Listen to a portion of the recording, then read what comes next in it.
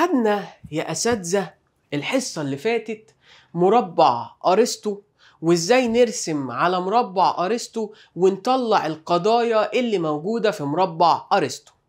بس أنت يا مستر الحصة اللي فاتت أصلا قلت لي إن أساس مربع أرسطو ده هو استنتاج صدق أو كذب قضية بناء على صدق أو كذب قضية أخرى. أنت هناك في الحصة اللي فاتت عرفتني إزاي أطلع القضايا واللي بيقابلها على مربع أرسطو، بس ما قلتليش إن لو دي صادقة دي تبقى إيه ولو دي كاذبة دي تبقى إيه. هنا أنت ما عرفتنيش، هقول لك واحدة واحدة عليا. هنا بقى هناخد أنواع التقابل والأحكام بتاعها. الحكم بتاع القضية هو يا شباب الحكم بتاع إيه؟ هو الحكم إن لو صدق أو كذب قضية بناء على صدق أو كذب قضية أخرى، إن لو دي صادقة القضية دي تبقى إيه، ولو دي كاذبة القضية دي تبقى إيه. هو ده اللي إحنا هناخده في حصة النهاردة. طب إزاي يا مستر؟ بص يا سيدي، التقابل بالتضاد أول حاجة معانا اللي هو بيحصل على الضلع الايه؟ على الضلع الفوقاني ما بين الكلية الموجبة وما بين الكلية السالبة. معنى كده انه بيحصل بين قضيتين متفقتين في الكم الكليتين ومختلفتين في الكيف. هو متفقين ان الاتنين كلية ومختلفين ان واحدة كلية موجبة وواحدة كلية سالبة. طب الحكم بقى ده المهم، لا يصدقان معا وقد يكذبان. يعني ايه لا يصدقان معا؟ يعني لو واحدة صادقة التانية على طول هتبقى كاذبة. يعني لو انا جيت قلت لك كل العرب عباقرة، طلع لي ما يقابلها على مربع أرسطو وبين لي صدق او كذب القضايا اللي هتطلعها. انا هاجي اقول لك كل العرب عباقرة دول، السؤال هيديها لك ان هي صادقة أو كاذبة. لو هو اداها لك صادقة يبقى ما يقابلها بالتضاد ماله يا مستر؟ كاذب، لأن هما لا يصدقان معا. طب هو لو اداها لك القضية كاذبة فما يقابلها بالتضاد قال لك قد يكذبان. يعني إيه؟ ممكن تبقى كاذبة، دي كاذبة ودي كاذبة، وممكن تبقى دي كاذبة ودي صادقة. فمعنى كده إن لو هو اداها لك كاذبة فتبقى القضية التانية مجهولة الحكم. يبقى ده التقابل أو حكم التقابل بالتضاد لا يصدقان معا وقد يكذبان. يعني إيه؟ لو هو جه وقال لك اداك القضية صادقة وقال لك ما يقابلها بالتضاد هيبقى إيه؟ فهي ما يقابلها بالتضاد هيبقى كاذب.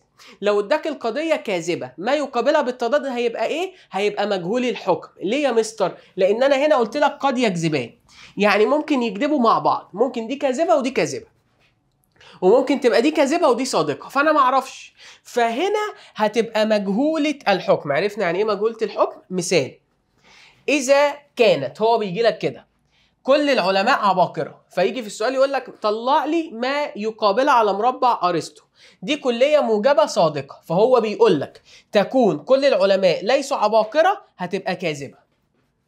طيب لو هي كاذبة هتبقى كل العلماء ليسوا عباقرة هتبقى مجهولة الحكم. ده أول حاجة معانا يا شباب، وهو التقابل بإيه؟ بالتضاد. طيب نيجي بعد كده التقابل بالدخول تحت التضاد.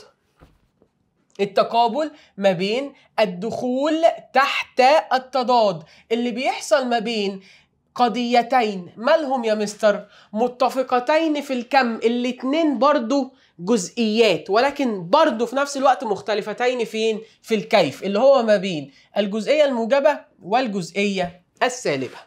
الحكم بتاعهم حكم التقابل بالدخول تحت التضاد، لا يكذبان معا، ما ينفعش يكذبوا مع بعض، وقد يصدقان. عكس اللي فوق؟ يا مستر عكس اللي فوق. بمعنى ايه؟ اذا كانت او اذا كذبت يعني ناصبت احدى القضيتين صدقت او اجيزت الاخرى. لو هو جداك قضية بعض العلماء عباقرة جزئية موجبة وقلت لك دي كاذبة، دي كده كاذبة، فانت هتقول لي الجزئية السالبة بتاعتها يا مستر هتبقى صادقة. طب هو لو اداها لك وقال لك ان هي صادقة لا يكذبان معا، واحدة كاذبة التانية صادقة. طب لو قد يصدقان، لو هي صادقة فممكن تبقى صادقة وممكن تبقى كاذبة، فبالتالي هتبقى مجهولة الحكم. فهنا لازم تفهم وتحفظ، دي حفظ بقى الأحكام، لأن ده حكم أنت لازم تحفظه. إن القضية القضية اللي هي التقابل بالتضاد لا يصدقان معا وقد يكذبان. يعني واحدة صادقة التانية كاذبة، واحدة كاذبة التانية مجهولة. هنا عكسها، لا يكذبان معا الدخول تحت التضاد، وقد يصدقان اللي هو ايه؟ واحدة كاذبة التانية صادقة. طب واحدة صادقة التانية مجهولة الحكم. تمام؟ تمام يا مستر، يلا بينا نخش بعد كده في التقابل بالتداخل. والتقابل بالتداخل ده بيحصل ما بين كام قضية؟ ده بيحصل ما بين 4. الأربعة مع بعض. ليه يا مستر؟ لأنه بيحصل ما بين قضيتين، تمام؟ المختلفة في الكم والمتفقة في الكيف، أي بين الكلية الموجبة والجزئية الموجبة، والكلية السالبة والجزئية السالبة. هنا بقى حكم التقابل بتاعهم ايه؟ بص يا سيدي، قال لك إذا صدقت الكلية، إذا صدقت الكلية صدقت الجزئية. لو الكلية صادقة هتبقى الجزئية صادقة. وإذا كذبت الكلية، لو الكلية كاذبة ايه اللي هيحصل؟ هتبقى الجزئية صادقة أو كاذبة، أي تكون مجهولة الحكم. يبقى في الأول خلينا في الكليات. لو الكلية صادقة الجزئية صادقة. طب لو الكلية كاذبة يبقى الجزئية اللي تحتيها مجهولة الحكم. طب تعال نشوف الجزئيات بقى، هتبقى عكسها. إذا جذبت الجزئية، لو الجزئية كاذبة يبقى الكلية كاذبة. وإذا صدقت الجزئية تكون الكلية مالها؟ أي تكون الكلية مجهولة الحكم. يبقى هنا الكلام ده حفظ. احنا خلاص فهمنا مربع أرسطو، وعرفنا ازاي بحكم على قضية من خلال قضايا تانية. اهو بحكم على القضية، بقية القواضي اللي انت بتطلعها على مربع أرسطو من القضية اللي انا مديها لك، وقلت لك هل هي صادقة ولا كاذبة. تمام؟ تاني نعيد ده. التقابل بالتداخل بيحصل ما بين القواضي المتفقتين في الكم والمختلفتين في الكيف. يعني كلية ماله يا مستر؟ متفقتين بقى ولا مختلفة؟ لا يا مستر، دي مختلفة في الكم. ايوه كده ركز، مختلفة في الكم ومتفقة في في الكيف. يعني يا مستر كلية موجبة مع جزئية موجبة، هنا الكم ماله؟ مش متفقين فيه، إنما الكيف ماله؟ متفقين فيه.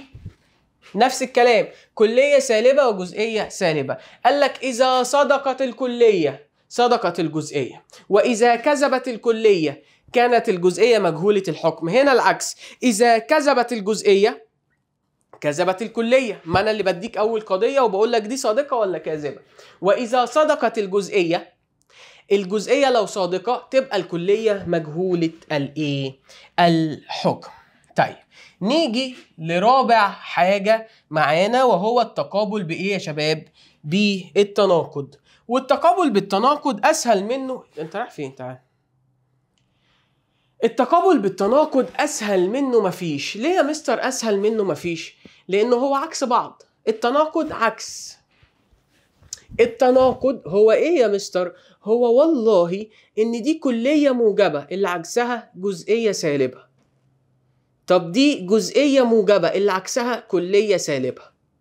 هنا لو واحدة صادقة التانية كاذبة، عكس على طول. ولو واحدة كاذبة التانية صادقة. أهو لا يصدقان معا ولا يكذبان معا، واحدة صادقة التانية كاذبة، واحدة كاذبة التانية صادقة. تمام كده يا شباب؟ خلي بالك بيقول لك جميع أنواع التقابل توجد بها أحكام مجهولة ما عدا التناقض. كل أنواع التقابل اللي قلناها فيها مجهول الحكم. يعني ايه مجهول؟ يعني ممكن تبقى صادقة وممكن تبقى كاذبة، ما عدا التناقض. ليه؟ لأنه عكس، أحكامه معروفة، ولهذا فهو يعد أفضل أنواع التقابل لأن جميع أحكامه معروفة. دي صادقة، دي كاذبة.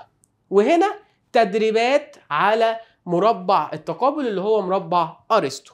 احنا التدريبات دي زي ما خدنا وحلنا مع بعض في الوايت بورد اهو. تعال نشوف، نقرا مع بعض اول مثال. بيقول لك على فرض صدق القضيه. هو بيجي ويقول لك القضيه دي صادقه ولا ولا كاذبه. على فرض صدق القضيه كل الطلاب محترمون. هنا كل الطلاب محترمون، دي قضيه ايه يا شباب؟ دي يا مستر قضيه كليه موجبه. حتى بص هو هنا اهو معلم لك عند ناحيه الكليه الموجبه. فما حكم القضايا التي تقابلها؟ القضيه الاصليه كل الطلاب محترمون كليه موجبه صادقه، هو اللي ادهاني. فهنا القضايا بقى كل الطلاب محترمون دي صادقه. طيب هيقابلها بايه يا مستر؟ هيقابلها بالتضاد كليه سالبه كل الطلاب ليسوا محترمين. واحنا قلنا بالتضاد لو واحده صادقه الثانيه كاذبه اهي. طيب هيقابلها يا مستر بالتداخل بعض الطلاب محترمون، واحنا قلنا في حكمها لو صدقت الكليه هتصدق الجزئيه بعض الطلاب محترمون. هيقابلها بالتناقض جزئيه سالبه عكسها تماما بعض الطلاب ليسوا محترمون، دي صادقه الثانيه كاذبه. خلاص، فده طريقه حل يا شباب؟ مربع أرسطو. أشوفكم على خير الحصة اللي جاية وآخر حصة، وهي القياس الأرسطي والنوع الثاني من الاستدلال. آخر حصة في المنطق، استنوني.